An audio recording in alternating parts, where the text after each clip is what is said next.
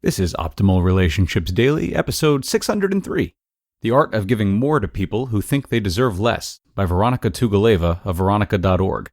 And for those of you who might be frantically adjusting the volume, no, Joss has not come down with a massive life-threatening cold.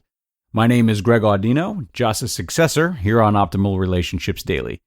I'm sure if you've learned one thing from the work of Joss and those who have written the essays she's narrated for you, it's that things change in relationships, and that goes for relationships with your podcast as well.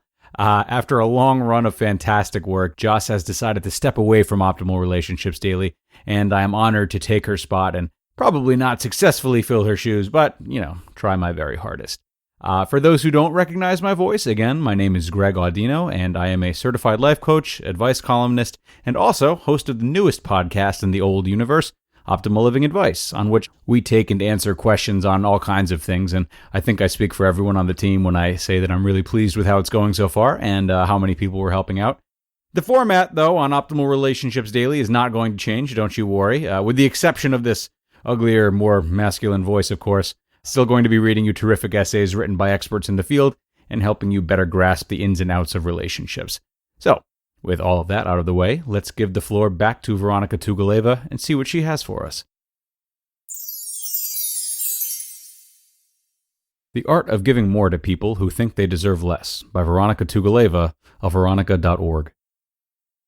This week, I had the incredible opportunity to give someone more than they asked me for. Long story short, I've been working with someone from my self-love community on the cover of my second book. It was her first time doing a book cover and one of her first paid art projects. She said, her inexperience considered, she wanted $50 for it. I'll let her work speak for itself. I don't want this to turn into a brag fest, so I'll leave the numbers out of it, but let's just say that I gave her much more than she bargained for. And it felt incredible. It felt like the real, true purpose of the holiday season.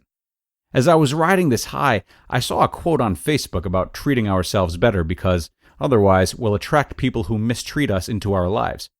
I share and write quotes like this all the time, but I also share quotes about giving compassion to ourselves and others. And yesterday, I saw how dangerous these ideas of attracting mistreatment and taking responsibility for ourselves can be if they aren't balanced with kindness. How many times have you heard people say that you only get what you think you deserve? For many of us on the journey of self-love and self-discovery, this is an epiphany. Oh, wow, people have been mistreating me because I've been neglecting myself. This kind of thinking can be incredibly helpful. To a point, it can help us stop playing victim and take charge of our lives, yes. It can help us understand why we have certain relationships in our lives that resemble abusive situations of the past, yes. But there are limits to the helpfulness of this thinking. After all, if I only ever get what I think I deserve, then isn't it always my fault that people treat me poorly? And if people only get what they think they deserve, am I not justified in treating others only as they treat themselves? Don't get me wrong, I think that most people don't take enough responsibility for their life circumstances. We certainly can, and arguably should, take charge of our lives and use self-awareness to lead us to a higher purpose, deeper relationships, and a healthier life. I've seen this beautiful shift happen dozens of times. But self-love doesn't eliminate the possibility of being treated poorly. And people who don't love themselves don't always get mistreated either. I do believe that our mindsets externalize into our circumstances. I do believe that we sometimes allow parts of reality that harm us to linger longer if we have limiting beliefs about what we deserve. But does every self-loathing person invite neglect or abuse? No. And do all victims experience self-hatred before they get mistreated? No. Sometimes being mistreated by people is just a coincidence. We end up in the wrong place, or the wrong family, or the wrong relationship at the wrong time. We inherit someone else's self-neglect through their actions towards us. We don't choose these things to happen to us. Some people, my past included, react to being mistreated by putting up brick walls. We lock everything and everyone out. This makes us more prone to acting abusive. It also makes us unable to accept others' kindness. For people like my past self, hitting rock bottom is sometimes the only way to come face to face with love, with reality, with awareness. But what about other people, like my cover designer? The people who don't put up walls.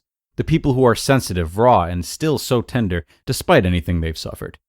It's harder to be that person than it is to become ironclad and impenetrable. What about them? What about the people who always think they deserve less than they do? What about the people who are so hungry for kindness that they bloom just from one encouraging word? In our capitalist system, we're so often encouraged to fend for ourselves. Build your own dream, follow your own passions, build your own wealth. Strangely enough, much of self-love rhetoric has become this way too.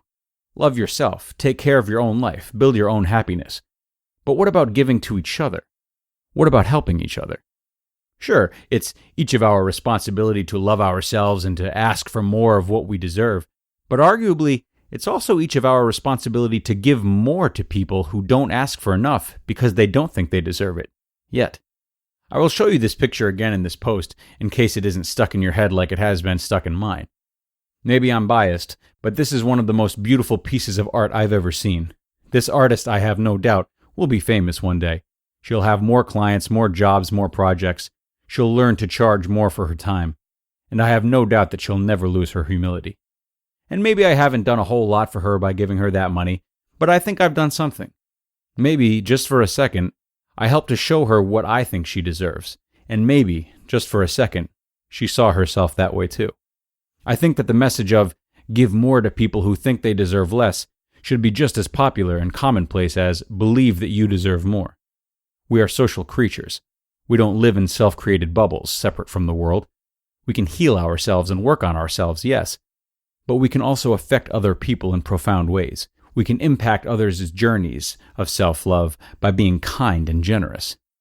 So this holiday season, I challenge you to look beyond your obligations and find some room to give more than what is expected. Find those people in your life who don't expect anything from you and who never ask for a whole lot, and give to them.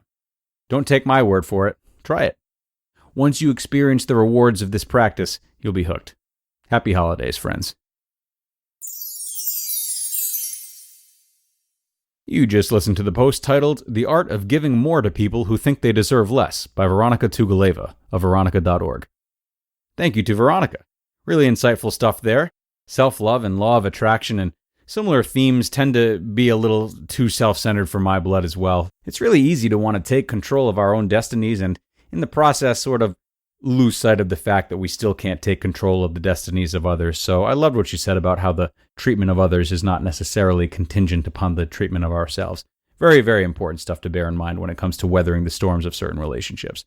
So thanks once again, everybody, for joining me here and hopefully welcoming me to the show. As I said, I'm going to do my best to deliver some great content for you. If you are curious to see more of my personal content as well, you can tune into Optimal Living Advice or head to my website, gregaudino.com, where I create videos and essays of my own addressing all sorts of common struggles with what I like to think are non-preachy and unique ways of handling them. But in the meantime, have a wonderful rest of your day, a very, very happy start to 2020, and I'll see you tomorrow with the post from Freedom Sprout, where your optimal life awaits.